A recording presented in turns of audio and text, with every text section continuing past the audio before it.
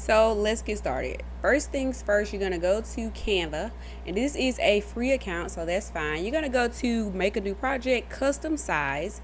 You want to make sure that you're using the inches, and then you're going to put in 30 by 30. That's the size that you need, because when you take it over to Cricut, you want to make sure your resolution is clear enough for your images. And then you're going to upload any images that you have. I'm going to be uploading some flowers because this is going to be a flower sheet. So you just go into uploads. It's right there on the side.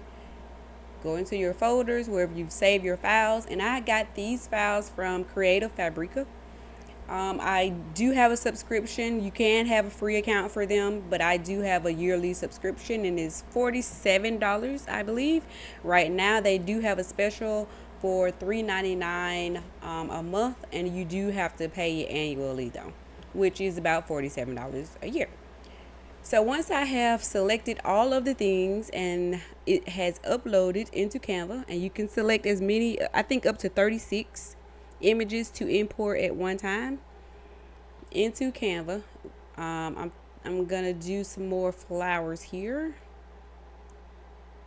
So I'm gonna select all of the flowers. I think it's only 14 in that folder. So I'm gonna upload those 14 flowers, add them to the canvas, all of them at once. And then what you're gonna do is select all of them and then size them down to about 9. I've tested this out. Each flower needs to be about 9 inches high and 9 inches wide. When you take it over to Canva, it'll be the perfect size to size it down or size it up to whatever size that you need. Once you get it down to 9 by 9, I can get about 3 flowers on here. I like to keep them a nice distance in between each flower, because when I turn them into stickers, I do want a small border around it, and I don't want any of the flowers touching or the borders touching, because it'll cut out just like that too. So you want to be careful with your spacing. I give plenty of enough room for flowers because they have the leaves that's coming out, so I make sure there is enough space in between each flower. Once you have your flowers spaced out, then you are going to download them. And after they are downloaded, you're just going to open up your Cricut program. And I think for this is totally okay if you have a free account. I have a paid subscription to Cricut Design Space, and it's about $10 a month. But I totally think you can do this without a subscription. So you're just going to upload your files. You're going to open up a blank canvas, and then you're going to go to upload, find your image, and open it up. Once that's open, they're going to give you some suggestions. I usually just click off those. You want to go to select to remove the background, and then just click on the white areas, and it's going to pretty much clean everything up. And then you're going to apply it to canvas. You're going to choose flat graphic. I titled this brown flowers, and then I added it to my fussy cuts folder. In case I need to find it, it'll be just really simple to go into that fussy cuts folder and get these flowers.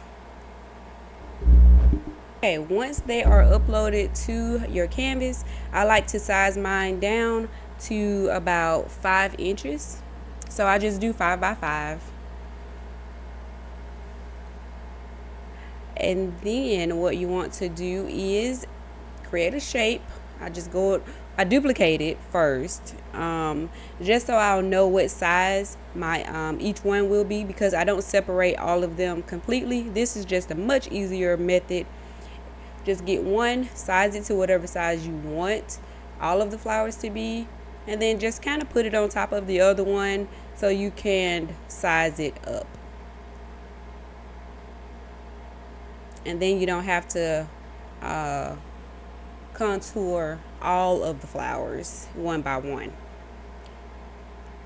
I love this in Cricut Design Space, how you can create stickers.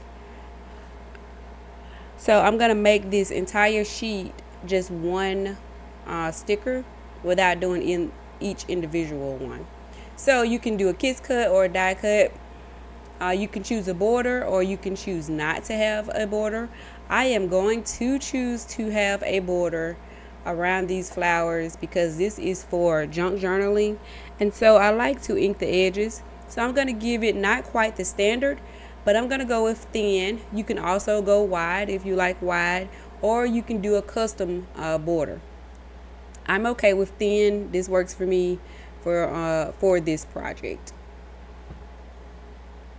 So yeah, I'm gonna choose thin.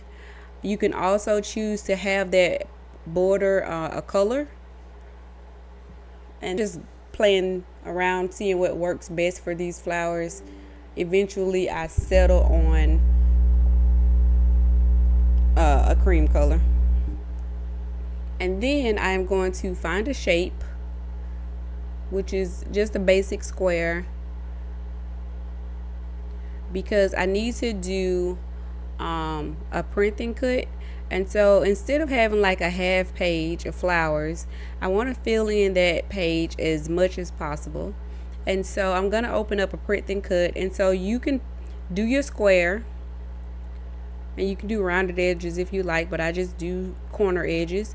And then you're going to make this square 6.72 by 9.29, and that is the standard for a print and cut. Then you're going to go up to that basic cut, and then you're going to choose guide, and that's going to turn that black square into a guide. And then you can see what can fit in there without you getting an error message. I'm just moving the entire sticker sheet up to the top to see how many rows I can get in there, and it looks like I can get about 2 more rows, but they are going to have to be smaller, which is fine with me. You need different size flowers, and that's totally fine with me. So I'm going to undo this sticker. You just click on that little circle there, and then you click undo, and then I'm going to contour this image. And basically by contouring it, I'm just going to remove that bottom row of stickers. I do not need that. So I just click them all, turn them black, and apply it. And now they fit perfectly. I'm going to have to go back to the sticker and turn these into a sticker once again. And again, I'm going to choose a thin border, and I'm going to make it the same color or a similar color to the top ones. Now if you cannot remember, you can write the numbers down so you can get them exact. I really didn't care about them being exact so I just got as close as I could. All right guys, that's it. Easy peasy. Thank you so much for watching. Don't forget to subscribe to my channel if you found this information useful to you. Thanks, and come again. Until next time, bye.